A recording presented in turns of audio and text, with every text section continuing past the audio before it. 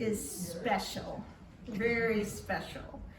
We are so delighted to present Brittany Perham with Beatty and Kim Addonizio, and they both have new books, so this is a real celebration. We have the books available here for purchase and signing after the reading, and if you think about it afterwards and want to buy it online and not from the behemoth Amazon, they are available at bookshop.org/shop/poetryflash. Visit poetryflash.org for reviews and future events. Videos of all of our events, including this one, are posted on the Poetry Flash YouTube channel. To join our email event list, see poetryflash.org, mailing list, or sign up here on the analog clipboard, right here. You won't have to figure out the computer. So thanks to the Art House Gallery and Harold Adler, support Art House. And thanks to Rosalinda Monroy, Robin Sierra, and Stephen Bunza from Poetry Flash. Now, Richard Silberg, Associate Editor of Poetry Flash, he's perfectly fine. He's usually introduces our readings, but at the last minute, something serious came up and he couldn't be here, so tonight I'm stepping in. Brittany Perham, who's our first reader, her double portrait was selected by Claudia Rankin for the Barnard Women's Poetry Prize and was a finalist for the Northern California Book Award in 2018. I was a member of that committee. Our judges' citation said in part, "The poems in Brittany Perham's double portrait are like paintings that capture how our lives are hopelessly and comically intertwined, especially in domestic spaces. Many of Perham's poems are set in kitchens, bathrooms, and bedrooms, where her speakers feel free to express their deepest fears and desires. These speakers bear a resemblance to figures in Edward Hopper's paintings, staring out at a snowy landscape perhaps, or making coffee for a hungover lover in the next room. In double portrait, though, we get to hear and feel their longing. Her knack for repetition and rhyme embodies these obsessions. Her favorite forms, the fantoom and guzzle, evoke the mundane habits of our lives. When she writes in traditional forms, there's usually some comic element gnawing through, even when her speaker has a serious aim, like mourning a sick parent. These qualities, her sharp wit and verbal playfulness, are vital because, as she writes, wanting is a tricky thing. Her other collections include The Curiosities and a chatbook with Kim Addonizio. The night could go in either direction. Please welcome Brittany Perham.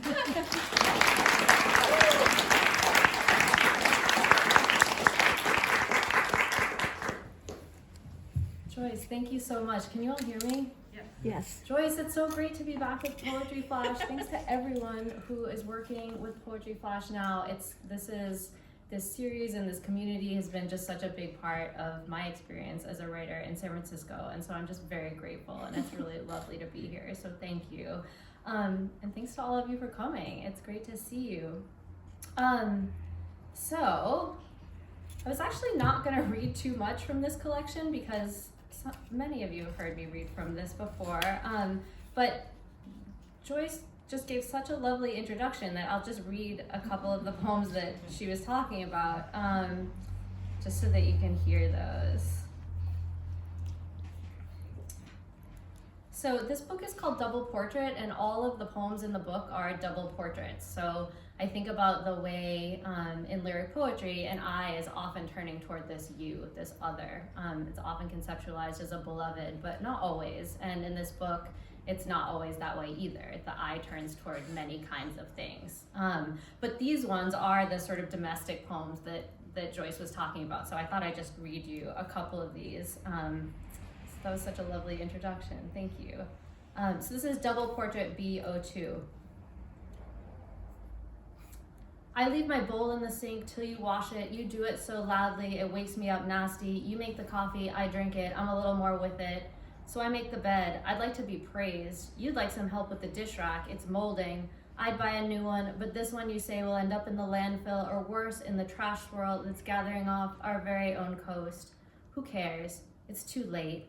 There's no water in California. We'll live in a desert, but I hate deserts. They're dry. It's unnatural to see how far you can see. And if you cared about water, you'd stop washing the dish rack. I'll buy one.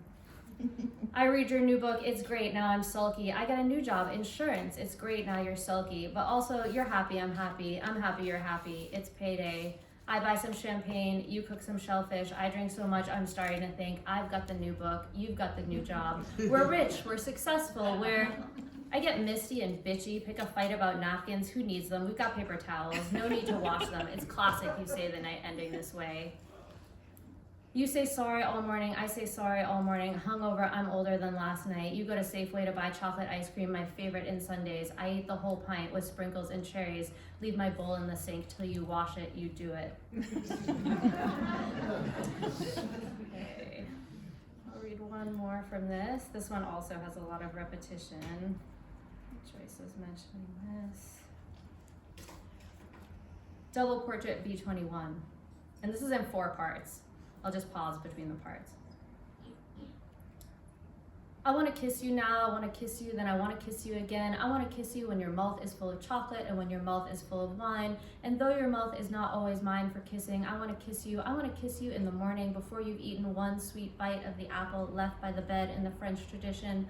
I want to kiss you when at night you set the apple very red by the bed. I want to kiss you and in bed when you say, this is the French tradition of lovers. I want to kiss you though I'm skeptical. I want to kiss you and when you say I want to kiss you, I want to kiss you more. And while I'm kissing you, I want to kiss you again and again. I'm sad while kissing you, nearly weeping. While kissing you, you're so close to leaving. And when you're gone, I kiss you in memory. And even now, kissing you gone, gone even now. Kiss, even now, I'm kissing you. I miss you meteorically, metaphorically. I miss you merrily. Missing you makes me mistake other women on the street for you. Missing you, I miss my train. I miss your train. When missing you, I miss the exit ramp. I miss you and there's an empty wine glass in my chest. And my chest thinks it's missing organs. So I miss my heart. I miss the way it feels to have a stomach. I miss you mornings, afternoons, nights. Missing you sucks away the day. Missing you, I misteach meter, rhyme, how to scan a line. Missing you like there's no tomorrow in which I do not miss you. Missing you makes me sweaty, makes me mad, is maddening. I miss you and mispunctuate, or don't miss missing punctuation altogether. I miss you murderously, I miss you mountainously, metaphorically and actually. I miss you most minutes before you even leave. I'm missing you. I want to kill you when I wake up. I want to kill you all day, and after I kill you, I want to nap and wake up killing you again when you're leaving. I want to kill you when you leave after kissing me. I want to kill you especially after kissing so good. I want to kill you with hacksaw, with chainsaw, with each cliche blade. I want to kill you by opening each time-release pill and releasing their true blue granules into your soda. Killing you through bendable straw, killing you with these little hands, with my toes in your nose, my underwear in your mouth. I want to invent new ways to kill you. Who needs a hacksaw, a chainsaw? I'll kill you by communicating with God. I'll kill you by believing in God if I have to. I'll kill you off in my dreams, even if it means I have to kill off sleep. I'll kill you and keep you from leaving and kissing and leaving myself. I'll kill you. I want to keep you from harm, keep you from crying. I want to keep you confined to the bed. I want to keep you by keeping you close. I want to keep you close to orgasm. I want to keep you coming back. I want to keep your pectorals and shins, your middle of the night thing for wheat thins and omelets. I want to keep you cooking, especially your pasta sauce. I want to keep it in Tupperware in the freezer. I want it to keep forever. I want to keep kissing you. I want to keep wanting you. I want to keep you wanting. I'll keep you drugged if I have to. I'll keep you company, I promise. I'll keep time with a tambourine to your trombone. Keep you cool in the summer. Keep fanning you with books. I'll keep warm in the winter with your breath in my hands. I want to keep your breath in your chest for longer than my breath will keep. I want to keep you kept. So,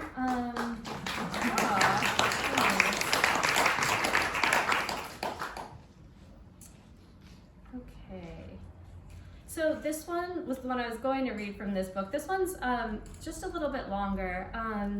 This one is really a poem about syntax and about the ways that we construct sentences where we think about, you can come in, go. Hi. Nice to see you. Come sit. David, you can sit in my chair if you want. Okay.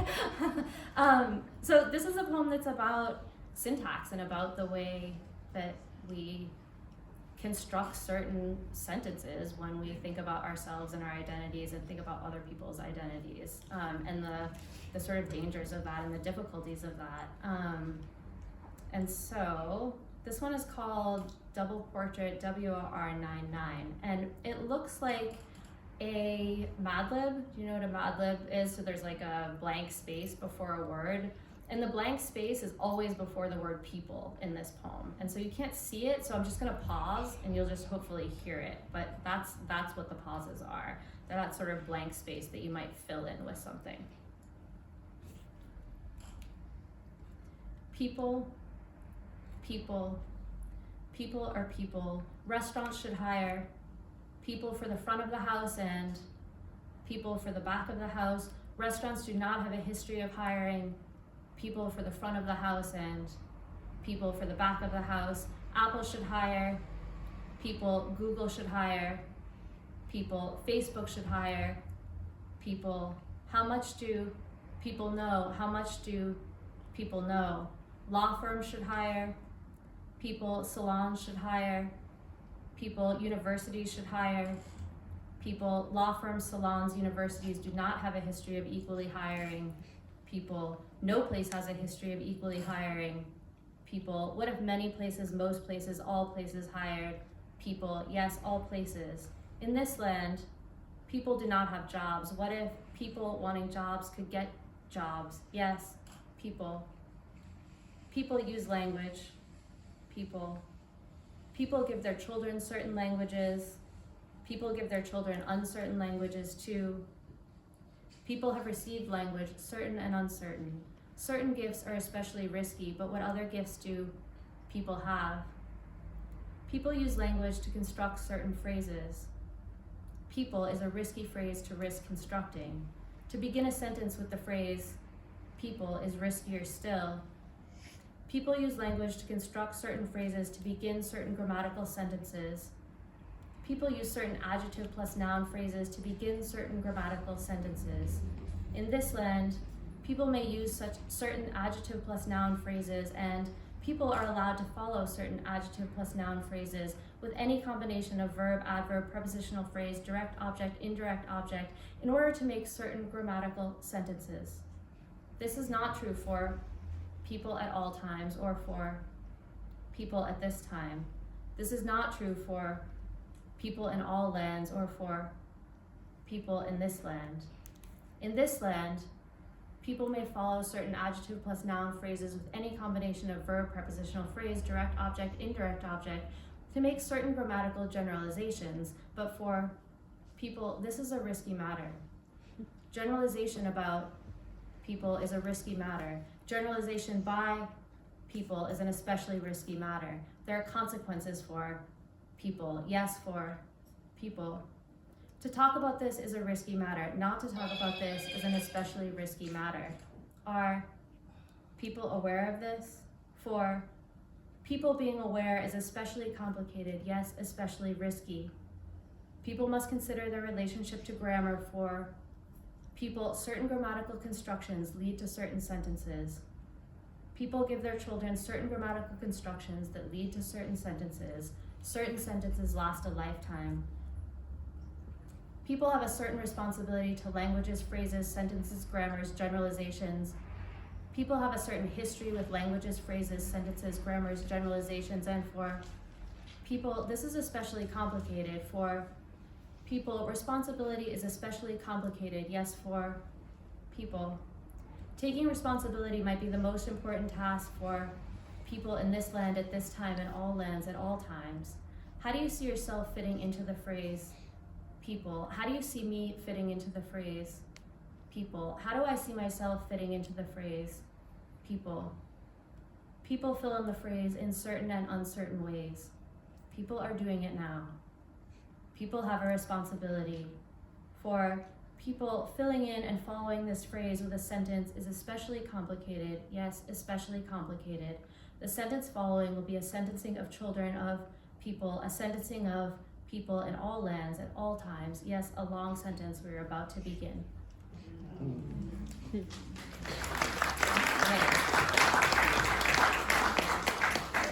Okay, and I thought I would read you one poem from this chapbook that Kim and I did together because we're both here reading together. And we haven't done that for a while. This was a really fun project to do. And the poems that are mine in here are prose poems, and this one is a prose palindrome, so it more or less repeats the same forward and backwards. But take a look. Take a look at the nice book they made for us. With the drawings by Brittany. It began innocently. We agreed in advance. We kissed in the bar's back room after the band was through. We told everyone. Neither of us knew who'd started with whom, and who knew what was going to continue. Not the banking system, not the snowy winters. The tulip room was lit up and emptying. We kissed our friends goodbye and bought another round. We flirted with the drummer. I bought the t-shirt, then brought the car around. You closed out in cash, late night's only currency, and waited in the alley. You were autographed. Then you reversed your glove and got the drummer's number. The roads were iced over. The roads iced over, I pulled over. Are you calling that number? Gloves off. Then autograph, alleyway, cash only late, night's current reversing around us, the car, well, almost everything closed outside. You pulled up my t-shirt. We forgot the drummer. Don't kiss me goodbye, buy me another. The moonlit room was still lit and empty. Fuck the snowy winters, fuck the system, fuck me. Who knew whether this was going to continue? Neither of us cared who'd started with whom. We told no one we fucked in the bar bathroom while no band played. We agreed in advance, innocently. It began. So that's from that book. And I'll just read you maybe 2 new poems, something like that.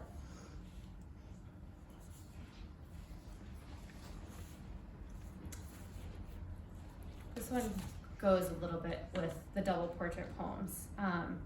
So maybe this is a good segue. This is called Fight Club. Fought over the minestrone, fought over the salmon and the sour cream potato the way one of us likes it. Fought over the newspaper over coffee. Fought over old lovers because they're easy to fight over. Fought over Israel because who isn't? Fought over the position of the newspaper in the compost bag. Fought over the poet, though neither of us likes her poetry or her. Fought over the fate of poetry in general, made sweeping generalizations about everyone we know. We're united. Fought over the correct way to say ogle and alo because one of us had a mother with her own pronunciations. Fought over the thunder because it sounded like thunder to only one of us and came only once. Fought over new lovers, though it was thunder, because they're easy to fight over and we were very tired and not at all merry. Fought over the way one of us directed the phone to direct the car, though we were already home. Didn't fight over the owls, on them we can agree. It's nice to hear them hooting, though we're not sleeping.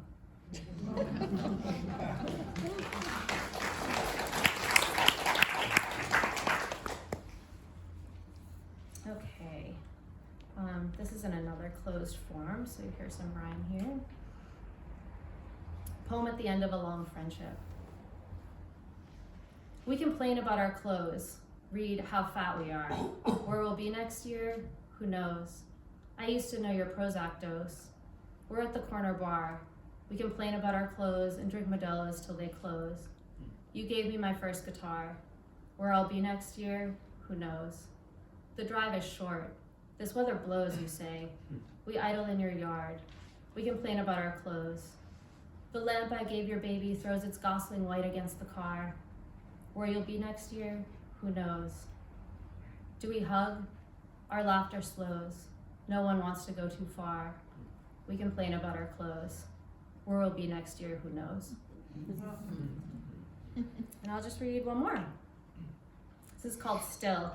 In this poem, there's the voice of a mother that you can hear throughout the poem. It's italicized in the version, so I'm just gonna signal it so that you know where that voice comes in. Still.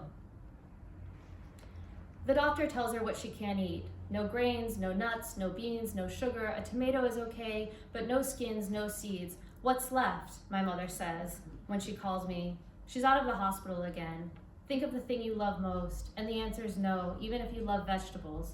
No lettuce, no onions, nothing cruciferous. Don't even think about broccoli. Spinach is okay, but only if blended. Everything's baby food, my mother says. I'm walking around the city eating brownies. I can't eat another scrambled egg, and ice cream, and a Starbucks blended drink I never liked, not even in high school. Too sweet, too pumpkin, too chai. No syrup, no cider. I don't want to eat anymore. What am I proving? My body is not my mother's. In the fancy grocery store, I'm eating cookies out of one box, reading labels on another. No stevia, no sugar alcohols, no corn, no cassava, no peas. Is pea protein isolate the same as peas? I don't know. Don't worry, I'm paying for this, I say to the man who works here before the man can throw me out. My cholesterol will be sky high. In the sky over the parking lot, the crows are frolicking with the other crows. No other word for it. No wine, no beer. I'm sitting in the park on a hill above the kids' soccer practice. One of the coach dads comes up and says, sorry, but can you go to another meadow? The moms won't like picking up their kids seeing you here. If I had a kid instead of this bottle of wine, it would be fine. Women my age are supposed to have teenagers. The teenagers would already be leaving me. I used to be interested in repetition, but not anymore. This is a public park. Did you rent it, I say? And the dad's like, sorry, I was nominated to talk to you. Indeterminate syntax. I'm seeing how young he is. He's seeing whatever he's seeing. The other dads are eyeing us like, what's gonna happen? What's she going to do? My intestines hurt where my mother's hurt. I know it's in my head, but at night I still fire up the heating pad. I wonder if something's bursting open. My doctor says, are you getting regular periods? The still is still implied. I still haven't found anything I can eat. I'm still unmarried, still year to year at work, still have no washing machine, still believe this should buy me a pass. I can't live like this, out of a regular life. Sarah and I have been talking about moving to the other side of the country, me and the heating pad, to the towns with our mothers in them. Her mother was in a car accident yesterday. I keep thinking about her on the side of the road with no one to call. My mother calls me at 4:30 a.m. my time. No toast, no applesauce, no peanut butter and jelly. Peter says, you're living in two places at once. The woman on my block who lives in the parking lot behind the fruit stand, no apples, no peaches, no grapefruits, definitely no bananas, throws things at my head, or she's fighting with her mother who isn't there. She keeps saying, no fruit at all. I'm not a quitter, and I respect that. I also walk faster. I still haven't been hit. No one talks about caring for a parent except to talk about the fact that no one talks about it. Or maybe I'm not there yet. I'm aging into that conversation, one hospitalization, one car accident at a time. It's the same story. I haven't written about my mother because mostly things have been easy between us. No drama, nothing to write home about. You mean you can be in the same house with your mother for a whole week, Claire says? And the answer is yes. The answer is I like it. If you're the kind of person who's done a lot of fighting with their mother, I don't eat and I'm still in pain. I'm sorry. I don't want my mother in this poem either. I'm still standing here alone at the kitchen counter because that's how I know it's real. Thank you.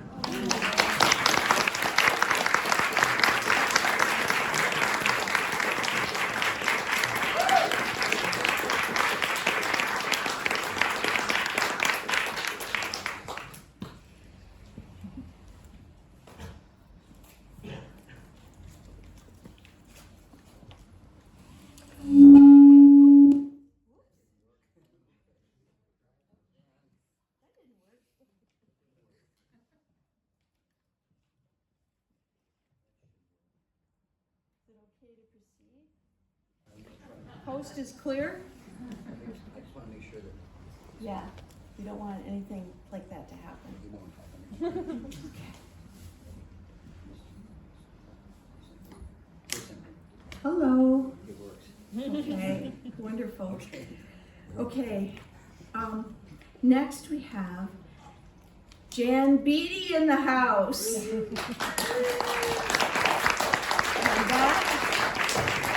that's a rare treat, though she has read in her series before, memorably.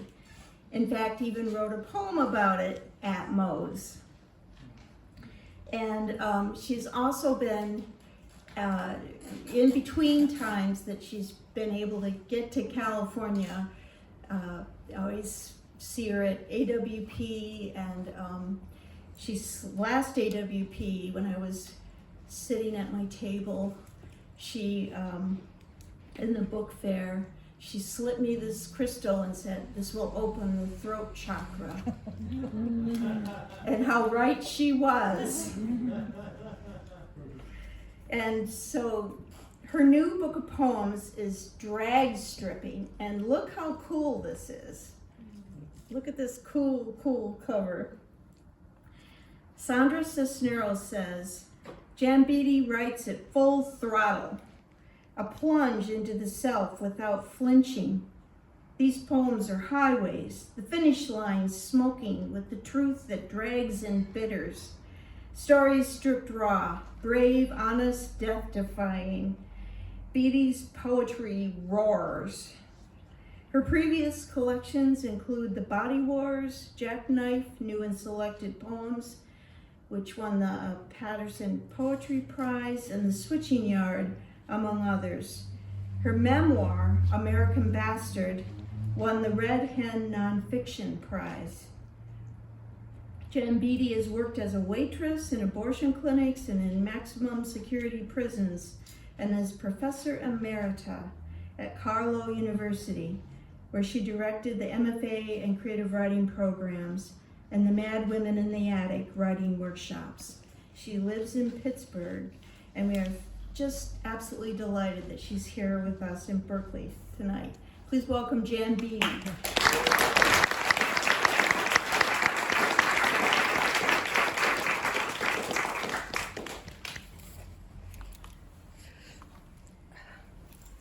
Thank you, Joyce.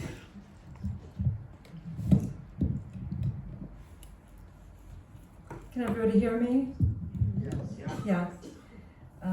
Thank you so much. Yeah, it's great to be here. And thanks everyone for coming. Thanks, I'm going to thank Richard, even though he's not here, because he's here. Yes, he's here. And thanks to all of you from Poetry Flash. And thank you for hosting.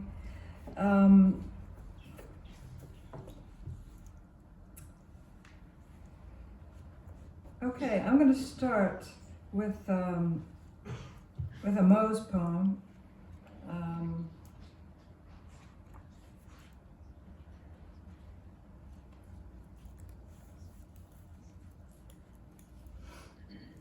At Moe's.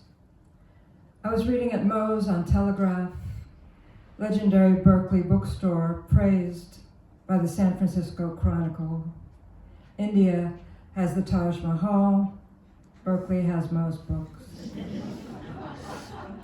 There was a Beyonce concert in San Francisco that night, so the crowd was thin but rabid with book buying, and Joyce Jenkins of Poetry Flash beamed her spirit light everywhere.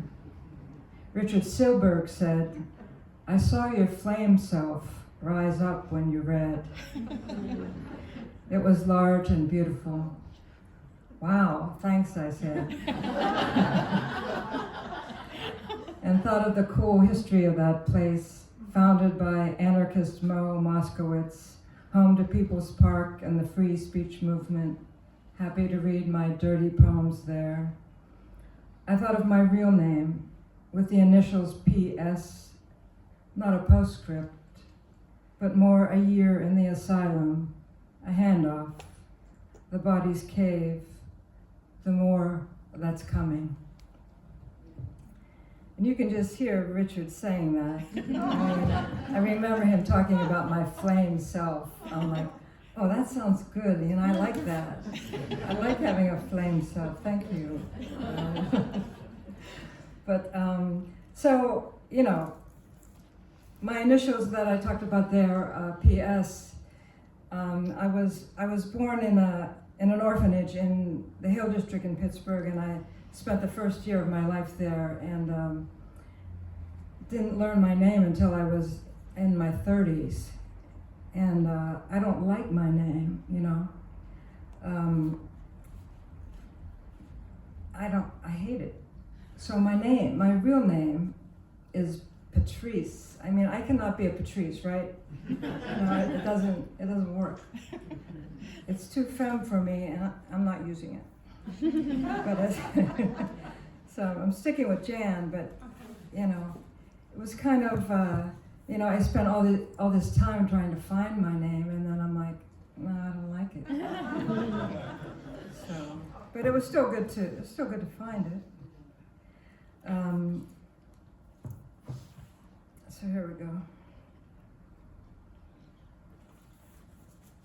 The Body's River.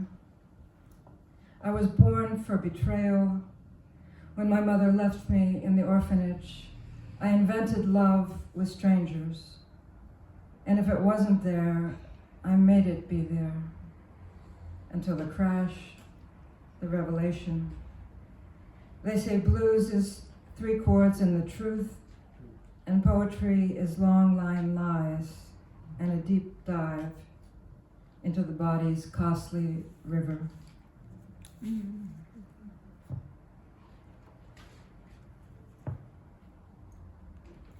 So I have a lot of music in my books. I really feel like music saved me before poetry did. And I think that's true for a lot of writers. So I mean, I'm old enough, I'm definitely old enough. I'm old enough that, you know, when I was a kid, I was running around with the transistor radio listening to music. And, you know, from Pittsburgh, and there was a station called Whammo, and they played blues. And the call letters, you know, WAMO, part of it stood for, you know, Allegheny, Monongahela, Ohio, for the 3 rivers. And it was just a great station. So this is a poem after Howlin' Wolf. It's called Spoonful. Dear Mr. Wolf, your grinding gravel voice wrecks me down to disappearing, and I know Willie Dixon wrote Spoonful, but you sell it with your whole body growl, massive hands on the filigreed 50s mic in the Memphis clubs where they made you use the back door, your body bigger than the frame. Mr. Wolf, tree of a man. How do you reach down inside, pull up the howling, and you're dangerous wearing a skinny tie. It could be a spoonful of diamonds, it could be a spoonful of gold. You make me feel my body, I'm vibrating blue, I'm a ray of light, alive with the tenderness that travels with burning. I want to be inside someone. Please help me be lost to myself and emerge as another. Willie said it wasn't about dope, but when I heard spoonful, I went back. The first time I did heroin with Jesus freaks in the bathroom stalls of the Stanley Theater, Mylan Lefevre in his full-length fur and hot as fire, but clean and saved. Mylan of Alvin Lee and 10 years after, back to the Jesus concert in Pittsburgh, where I sat in front and he sat next to me. He told me stories of hanging with George Harrison and the Maharishi in India and how he was saved. Are you saved? He said. Not yet, I said. But all I could see was his perfect jaw, his blue eyes drilling me, then his slide outside to his 63 Lincoln with suicide doors. But Mr. Wolf, it's not rescue, it's deliverance I want. The high in your low-down howl, 45 in your throat, flanked by Hubert Sumlin on Strat, Willie Dixon on upright bass. Everyone says there's nothing like heroin, and that's true. I wanted to float the disappearing dream, and I got it. Then 3 days dope sick and no gravel to hold on to. Just the lack, the wish, the cold floor, the bent strings of your semi-hollow Epiphone, that spoon, that fret against the mic stand dirty, you stroking a wooden spoon against the rising pleat of your gabardine pants. I love you for that. You inside that growl, that spoon, that.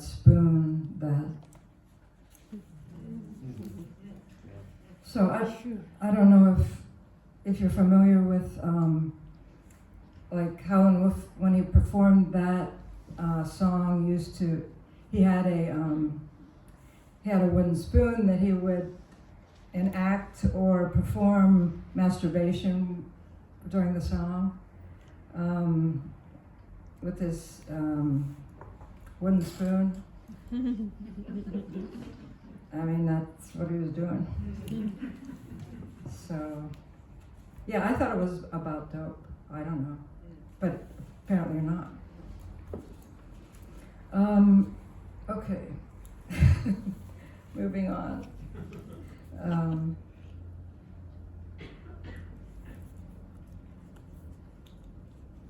Okay, so this is, I mean, I've read this before, but I thought I'd ask you guys if anyone here has ever been depressed. And if you have been, would you raise your hand? Okay, a couple people. And then the rest of you who are lying. This is for you. I've definitely been there. This is called Psych Intake with Flames. The tests say I have a high IQ, but I have trouble walking around. There are pins in the air and so much pressure. The nurse says, have there been any changes? I've been getting stoned a lot, I say. I mean your address, phone, insurance, she says. I ask my shrink if something serious is wrong with me. I think I'm a horrible person. He says your diagnosis is that you are superhuman. I tell him I drink Pedialyte and like the texture of baby food. I'm freaking out. I can't even talk and eat at the same time.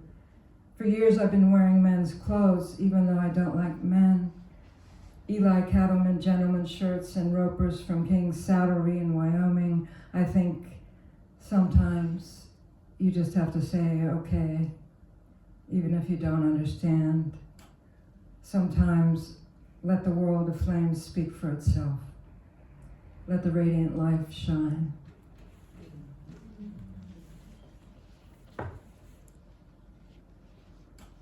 Okay. Let's see, I have, I had a really good relationship with my adopted father. And, he was really great. He was a steel worker. He never finished high school. But he was great. And he went back to school, got his GED, and I keep that certificate above my desk at home. And I'm more proud of that than anything I ever got. So this is called Dream Letters. The paper listed the ordinary things. Testing site, Duquesne, and school systems, Carrick. I opened the back of the diploma's frame and found some notes inside in my father's handwriting. The pins on his VFW cap that I touch as I enter my office from the heart of dislocation from the dead. The elation and feeling of being in his presence again was palpable. The ordinary things, testing site, school system. My father received his GED at the age of 61, 9 years before he died. Lung cancer from working in the mills. It becomes clear my father is still here. My father had to drop out of high school. It was 1933. In the 10th grade to get a job in order to help support the family. He enlisted. The Navy Seabees in World War II, then laboring as a steel worker, my father went back to school. The paper said, school system, Carrick. The paper said there was a dream that was real.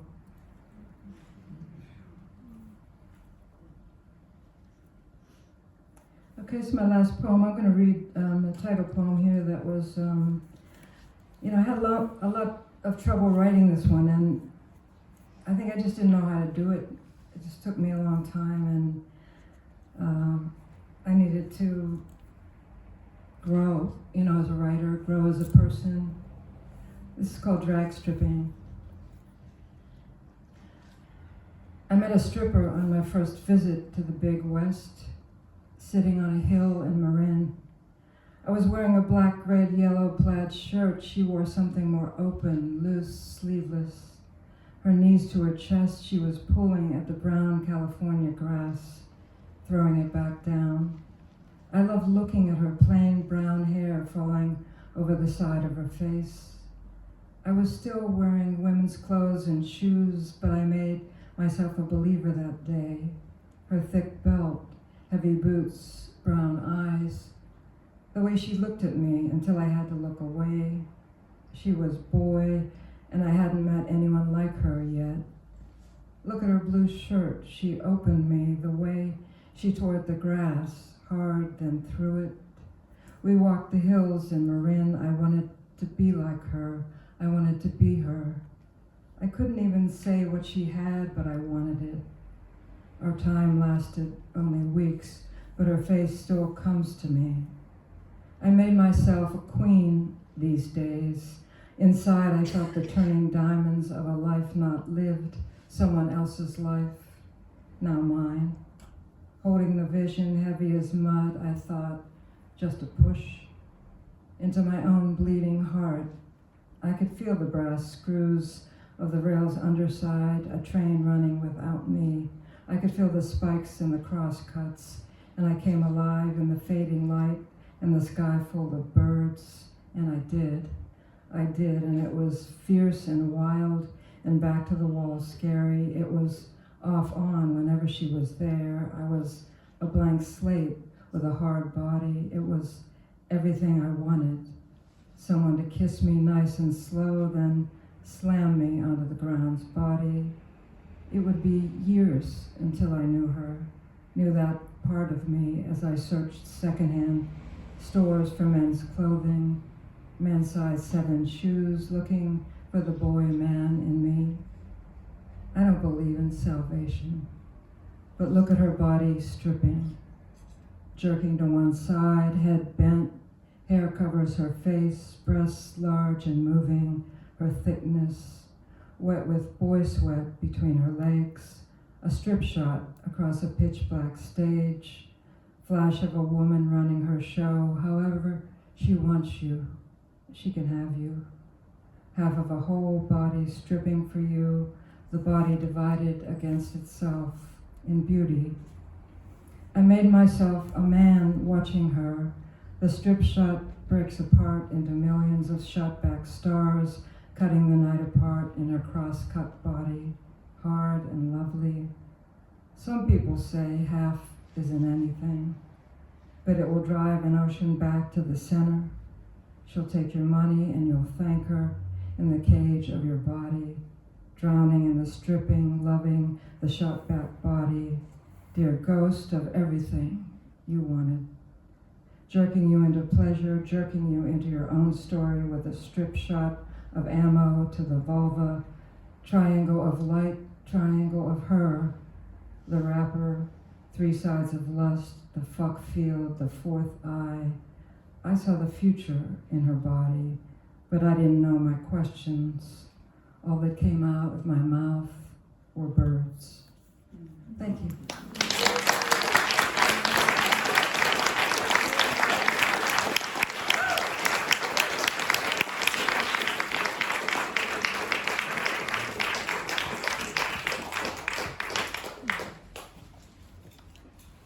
So involved in clapping, I almost didn't come up here. Another treat, another amazing poet next up. I just can't believe the wealth, the exquisite wealth of poetic joy we have here tonight. Kim Addonizio's new book of poems is Exit Opera. Booklist wrote of her work. Addonizio's poems are like swallows of cold, grassy white wine. They go down easy, and then moments later, you feel the full weight of their impact. A smoky voiced chanteuse, she sings the blues of lost youth and past wildness, protesting the assaults of age, the void left by a grown child and a deceased father, and the sorrows of loved ones battling disease. High heels and hangovers, horror movies and empty hotel rooms, regrets and resignation, elements all in Addonizio's articulation of lust, the quest for oblivion, and the body's unrelenting archiving of every pleasure and pain. Her previous collections include Now We're Getting Somewhere, Tell Me, a finalist for the National Book Award, Mortal Trash, Wild Nights. She's published 2 novels, 2 story collections, I believe, 2 craft books on writing. The last, Ordinary Genius, a guide for the poet within, and a memoir with the best title I've ever heard, Bukowski in a Sundress. Confessions from a Writing Life. Her awards are numerous: NEA, Guggenheim. We are very thrilled to have you with us again, Kim. Please welcome Kim Addonizio.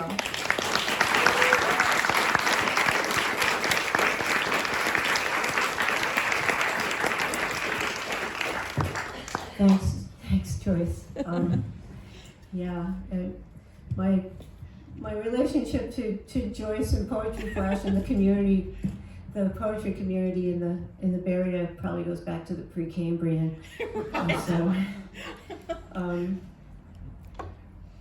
Past wildness. Well, was it Faulkner who said the past isn't even past?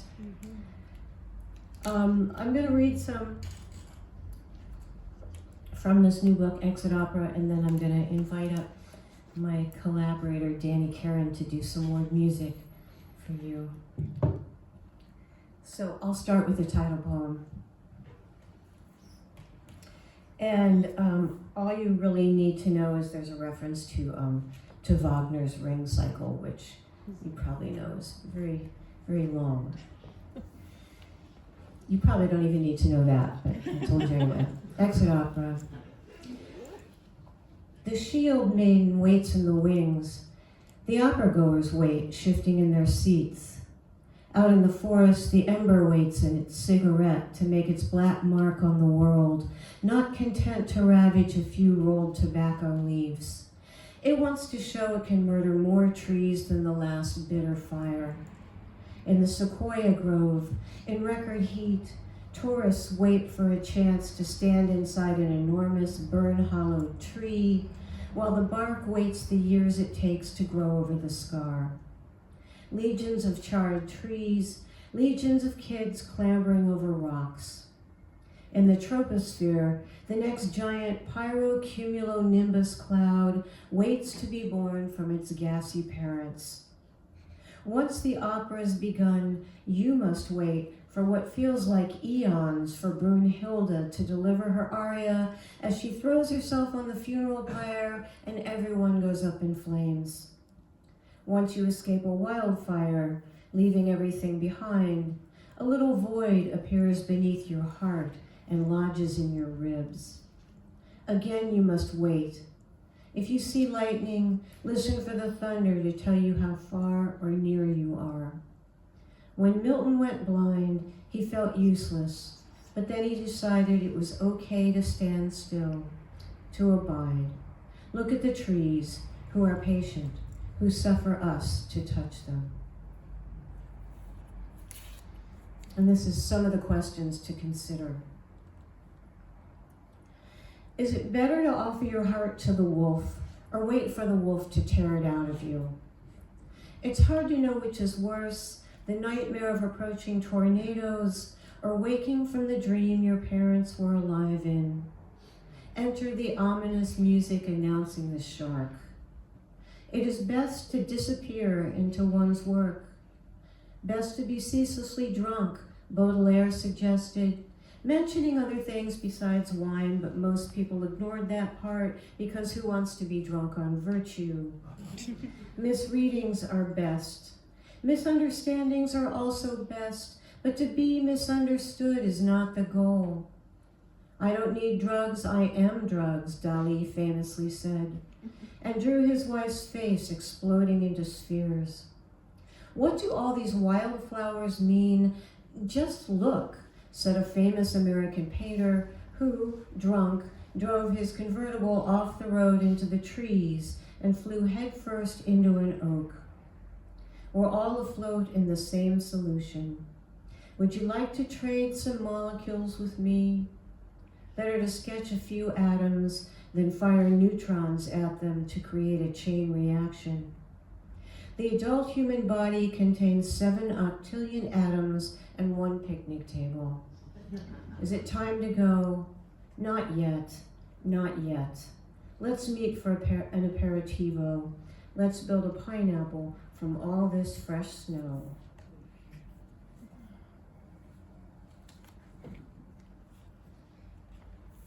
This too shall pass. Was no consolation to the woman whose husband was strung out on opioids. Gone to a better place, useless and suspect intel for the couple at their daughter's funeral, though there are better places to be than a freezing church in February, standing before a casket with a princess motif. Some moments can't be eased, and it's no good offering cliches like stale meat to a tiger with a taste for human suffering. When I hear the word miracle, I want to throw up on a platter of deviled eggs. Everything happens for a reason. More good tidings someone will try to trap in your skull to insert. When fire inhales your house, you don't care what the haiku says about seeing the rising moon. You want an avalanche to bury you. You want to lie down under a slab of snow, dumb as a jarred sideshow embryo. What a circus. The tents dismantled, the train moving on, always moving, starting slow and gaining speed, taking you where you never wanted to go. This one's called divination. You know, there are all these methods of trying to foretell the future. Everybody got the future wrong. We're still not flying between high-rises in our cars, zipping past a hospital's 5th floor window late at night, where a sentient robot's squeegeeing clean an operating room, and listening to a podcast on writing, bitterly dreaming of literary fame. No one believed we would one day fly to the moon, except in a song. Well, scientists did, and they were right, so there goes my dumb thesis sailing into the Weddell Sea, sinking like a doomed Arctic expedition. Speaking of ice, someone predicted the resurrection of a cryopreserved mouse by 2035, but that mouse probably won't be happy to find itself still stuck in some lab, needle poked by humans in white coats, which is one of the problems with the future. It looks suspiciously like the past. Another war to end all wars, another targeted ad trying to sell you the spatula you bought last week. Try figuring out the future by studying the cracked shoulder blade of a just-baked pig. Someone predicted that in a few years we'll be starving, or else eating bugs, which some people eat already and seem to like, but ugh. A friend once sent me fried ants from Brazil, and I gagged just looking at them. The world gets less palatable by the minute, and according to that lavishly bewigged polymath Leibniz, God made the best of all possible worlds, so this is as good as it gets. Hallelujah, but ugh, again. At 7, I thought I'd be a nun when I grew up. I tried to sacrifice my beloved stuffed lion, but when no angel came down to claim it, I lost my faith, and one day the dog ate my lion. In 2027, the asteroid 1999 AN10 will come perilously close to Earth. When this kind of thing happens in movies, There's usually a hero or heroes, misfits and fuck-ups who save the planet, but it's not the planet that needs saving. The Earth will outlast it all, at least until it's swallowed by the sun. Who and what we were will be recorded on a strand of DNA embedded in a plastic bunny blasted into space to travel who knows where and be found or not by who knows what. That's my prediction, which came to me in a dream just last night after I twisted for hours in the sheets, insomniac and sweating and miserable. In the dream, I was that bunny and lonely.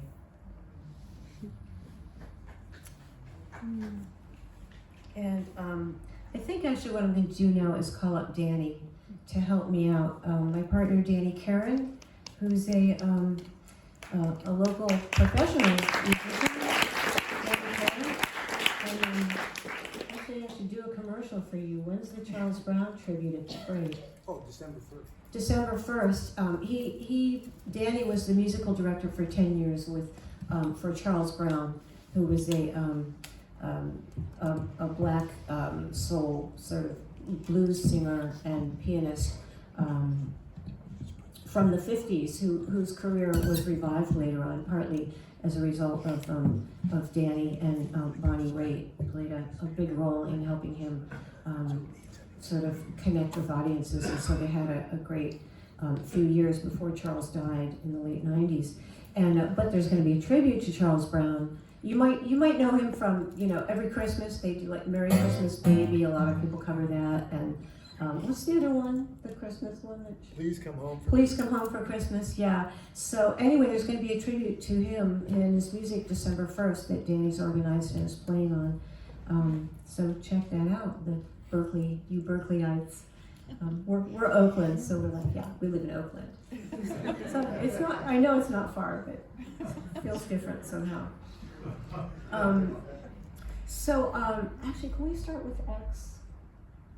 I want to start with this one, and called X, EX, not X, the wanker who ran over Twitter, but X is in someone you used to be with.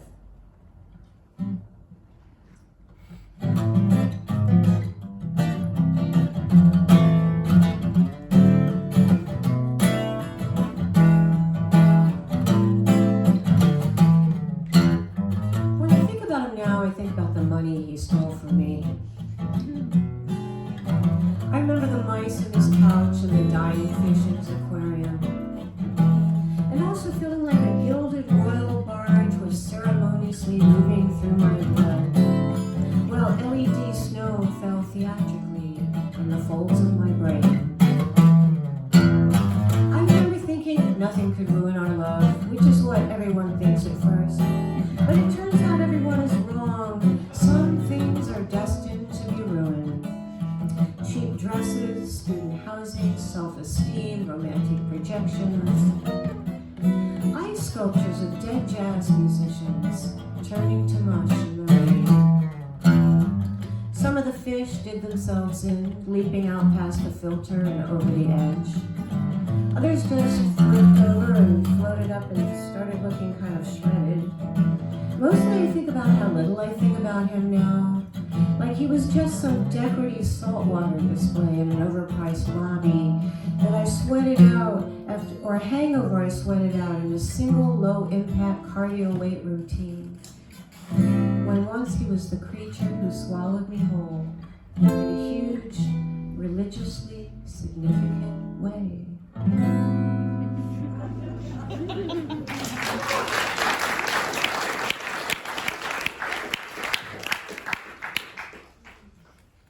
Can we do Oracle next? Sure.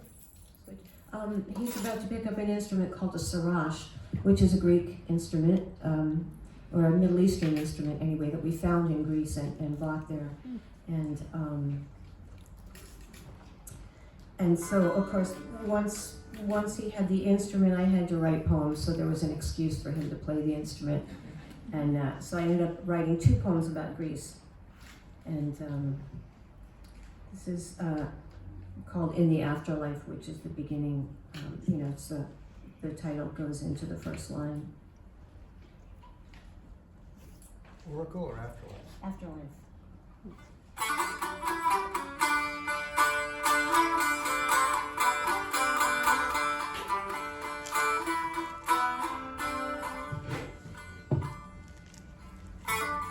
In the afterlife, if you were Greek, you might end up in Elysium, which was like heaven, only with better music, and also sports if you were tired of lounging in the shade of an olive tree, drinking a flinty Acertico from Santorini or a Peloponnesian Red. But then again, Minos might damn you to dreary Tartarus for murder or robbing a temple.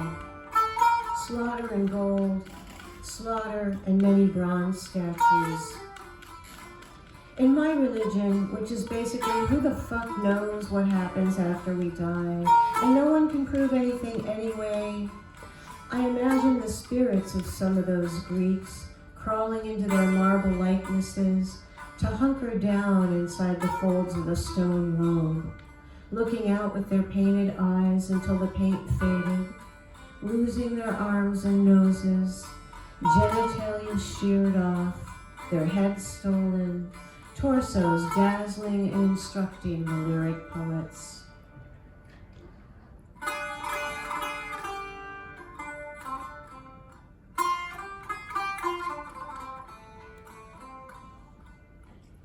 When my mother was dying and couldn't speak, I sat with her and told her I knew she was in there, listening. And what might have been a tear appeared on her worn old cheek. But really I had no idea. All I could see was her suffering.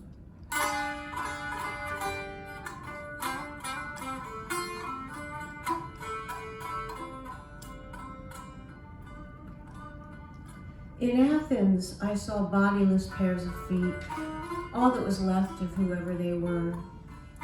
Even the gods couldn't keep from disappearing, replaced by racks of cheap souvenir laurel crowns, matu pendants, and brightly decorated phallus keychains. The Greeks believed the dead were kept alive by memory, but my religion says nothing brings them back, and you can't even touch the statues in museums. At the ruined temple of Olympian Zeus, 3 wild parrots crossed the walkway in front of me, all in a row, like a fallen green and living column, I thought, and then thought, no.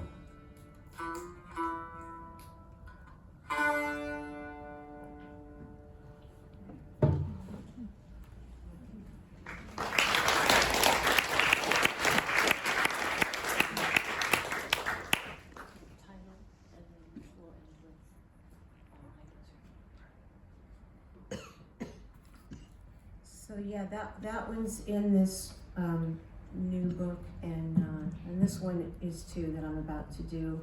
And I wrote this for a poet friend of mine after her sister died. And I should mention a title, Tidal. The East River is not technically actually a river; it's a tidal estuary. So when the tide comes in and goes out, so it's like the river flows backwards once a day, or forward and back, however you think about it. So this is title for Donna.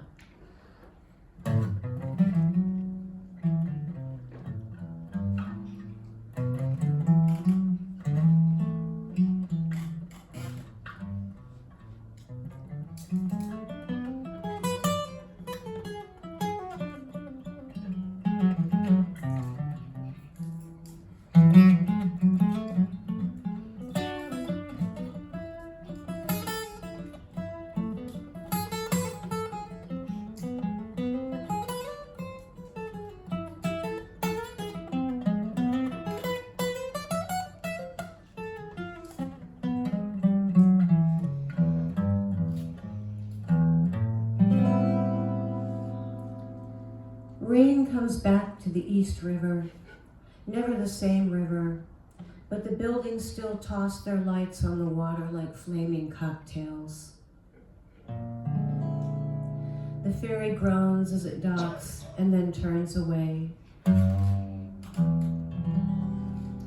Raid returns to the river and goes wherever souls go, thronging forward and falling back.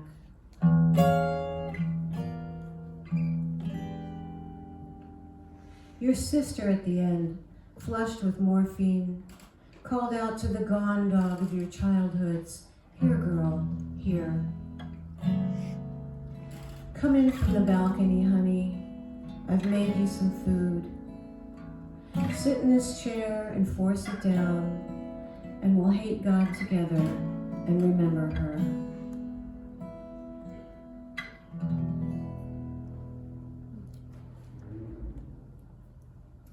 And we're going to close with this one.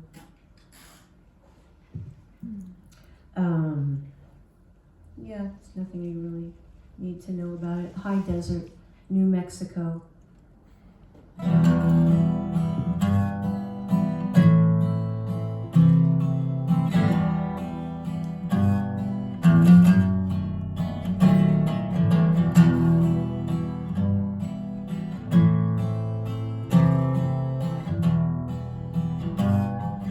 Temple of the rattlesnake's religion.